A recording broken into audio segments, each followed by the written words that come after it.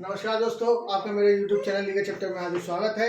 आज हम डिस्कस करने जा रहे हैं यूपी लैंड लॉ कोड 2006 के सेक्शन 13, 14, 15, 16 एंड 17। सेक्शन 13 जो बताता है हमें SDO sub divisional officer, additional sub divisional officer के बारे में बताता है। सेक्शन 14 हमें तहसीलदार एंड तहसीलदार जुडिशियल के बारे में बताएगा। 15 नायब तहसीलदार के बारे में बताता है। सेक्शन 16 रिवेन्यू इंस्पेक्टर एंड लेखपाल को पटवारी भी बोलते हैं, उसके बारे में बता रहा है। सेक्शन 17 में कॉम्बिनेशन ऑफ ऑफिस के बारे में बता रहा है। इस वीडियो के अंदर हम 5 सेक्शन डिस्कस करेंगे। सबसे पहले section number 13 sub divisional officer and additional sub divisional officer. तो सब डिविजनल ऑफिसर जो है उसको अपॉइंट करता है स्टेट गवर्नमेंट अपॉइंट करती है, ईस्ट डिस्ट्रिक्ट को अपॉइंट करती है। और इसके जो है वो किसको अपॉइंट करती है, assistant collector first class and assistant class second class को करते हैं। इसके बाद सेम पावर होती है एडिशनल असिस्टेंट के पास में, सेम एसडीओ वाली पावर होती है। एज एन एडिशनल एसडीओ काम करता है, सभी प्रोविजन वही है, सेम प्रोविजन लगेंगे। इसके ऊपर जुडिशियल होगा तो जुडिशियल भी अपॉइंट करेंगे, उसके ऊपर जुडिशियल होता है। तो उसके ऊपर रीड कर लेते हैं हम। स्टेट गवर्नमेंट में appoint in each district as many person as it thinks fit to be the assistant collector of first class and assistant collector of second class.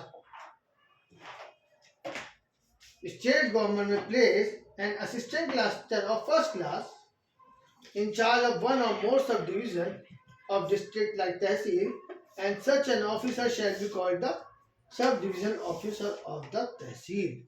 इसका मतलब ये हुआ कि state government assistant collector of first class को in charge बना सकती है one or more sub division में, और सच ऑफिसर जो अपॉइंट किया गया फर्स्ट क्लास का उसको हम एसडीओ बोलेंगे।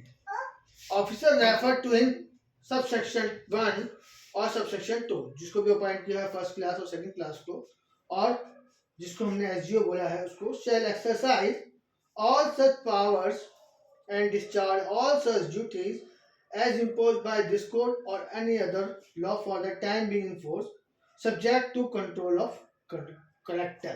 कलेक्टर के कंट्रोल में होता है एसडीओ, और उसके पास सभी कोई पावर जो स्टेट गवर्नमेंट ने उसको दिए हैं और उसी को वो डिस्चार्ज करेगा, ये लॉ ने उनको दिए। स्टेट गवर्नमेंट में designate as an assistant collector, इस ट्रेडिशनल तो हमने देखे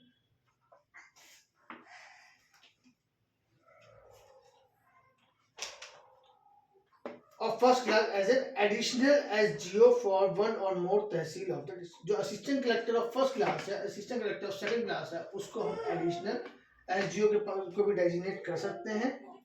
provision of this code applies to additional SGO in the same way as if he is a SGO of tehsil. A SGO shall exercise all powers and perform such duties as may direct by the state government और in the absence of state government by the collector.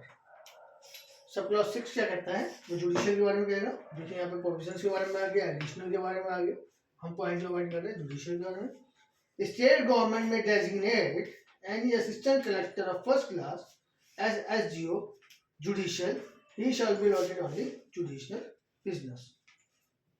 Such SDO shall exercise power and discharge of duties of SGO as the state government में direct और in the absence of direction the collector में direct। तो अगर section 13 की बात करें तो section 13 ने क्या कहा है कि इसको कहा है कि स्टेट गवर्नमेंट अपॉइंट करेगी, हर डिस्ट्रिक्ट में अपॉइंट करेगी एसडीओ, और एसडीओ कौन हो सकता है, assistant collector of first class हो सकता है या assistant collector of second class हो सकता है। वो उसके पास सेम पावर होगी जो इस कोड ने दी है या स्टेट गवर्नमेंट ने दी है। उसके बाद इन्होंने कहा है कि जो इसमें असिस्टेंट कलेक्टर फर्स्ट क्लास और सेकंड क्लास है उसको वो एक एडिशनल एसडीओ भी अपॉइंट कर सकती है।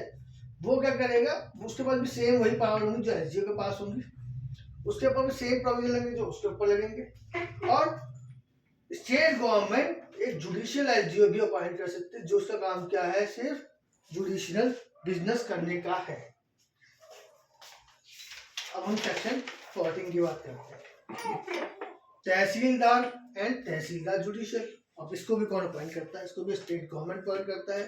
पावर स्टेट गवर्नमेंट देता है, बोर्ड देता है इसको पावर, या कलेक्टर देता है इसको पावर।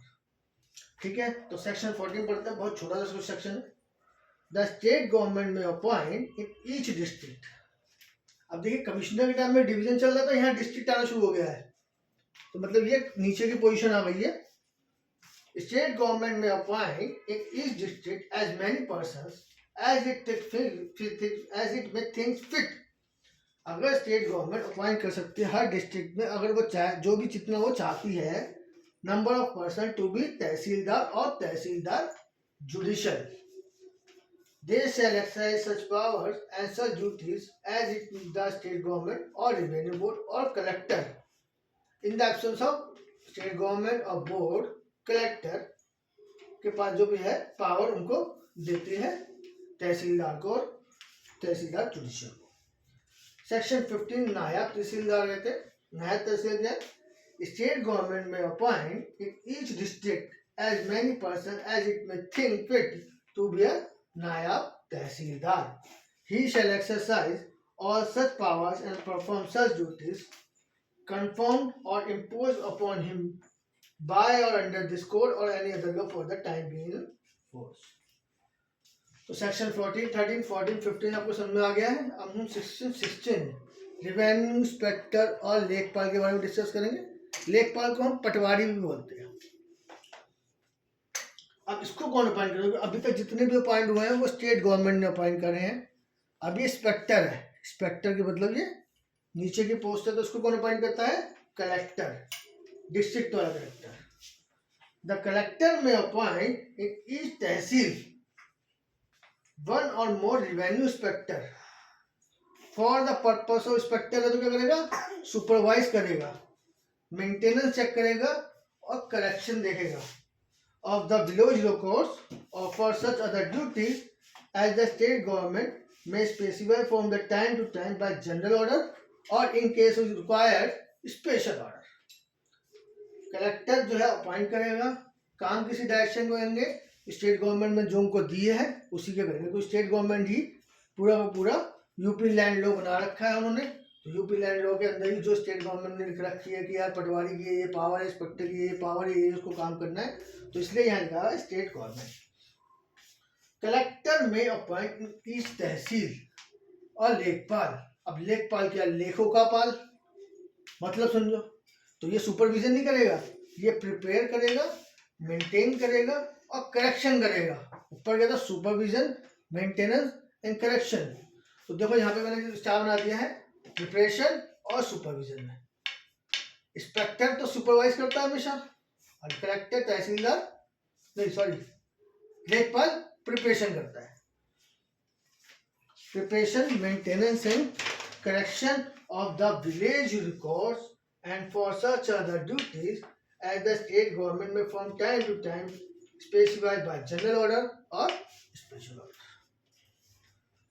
और ये आज का लास्ट सेक्शन बचता है हमारा कॉम्बिनेशन ऑफ ऑफिसेस। मतलब ऑफिस को कंबाइन का है, इसका मतलब है कि एक ही आदमी को एक से ज्यादा ड्यूटी दे देना। इसका मतलब ये मत सुनो कि एक से ज्यादा ऑफिस को जोड़ देना। ऑफिस का मतलब ये होता है एक से ज्यादा काम दे देना। तो section 17 deals with the combination of office. It provide the state government shall be competent, state government नहीं कर सकती है, to appoint one same person as a officer of two or more offices। तो फ्रेंड्स ये हमारा chapter आज की date में खत्म होता है, सेक्शन 13, 14, 15, 16, 17। इससे रिलेटेड अगर आपके पास कोई भी क्वेरी है तो आप मुझे कमेंट्स में लिख सकते हैं। आप मेरा चैनल सब्सक्राइब कीजिए, लाइक कीजिए। Thank you.